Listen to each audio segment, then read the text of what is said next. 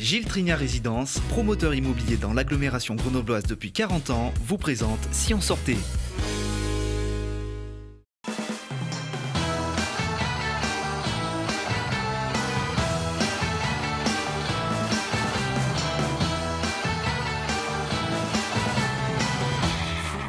Impensable.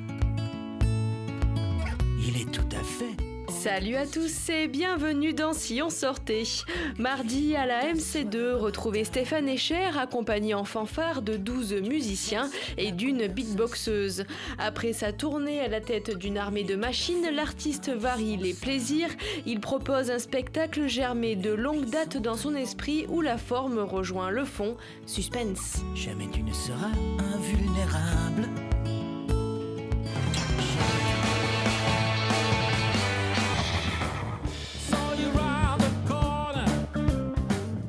Dans le cadre du festival des Tours de Babel, retrouvez mardi au Prunier Sauvage Blues Boom Trio. Le groupe revisite la scène blues londonienne de la fin des années 60.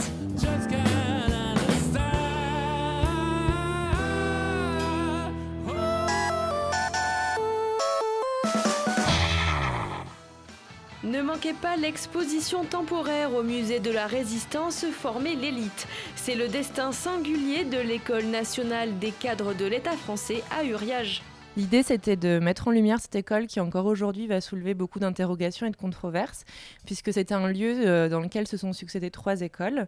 Donc l'école des cadres de l'État français, puis l'école de la milice et l'école des cadres FFI. L'idée, c'est de parler, nous, de la première école et de parler de pourquoi elle a été fondée et de surtout qu'est-ce qui la différencie des autres écoles et parler de la pédagogie qui a été mise en place dans cette école et surtout des réminiscences après-guerre de ce qui est sorti de cette école dans la France d'après-guerre. Ce qui fait la particularité de cette école, c'est que finalement, on va sortir progressivement et aller plus loin que cette révolution nationale qui a été voulue par le régime de Vichy et on va essayer de penser une France nouvelle et finalement, on va tellement la penser, aller tellement loin que l'école va être fermée par le régime de Vichy et une partie des instructeurs va rentrer dans la résistance. Et c'est là où on est sur un sujet très ambigu et très intéressant et qui méritait de faire l'objet de cette exposition.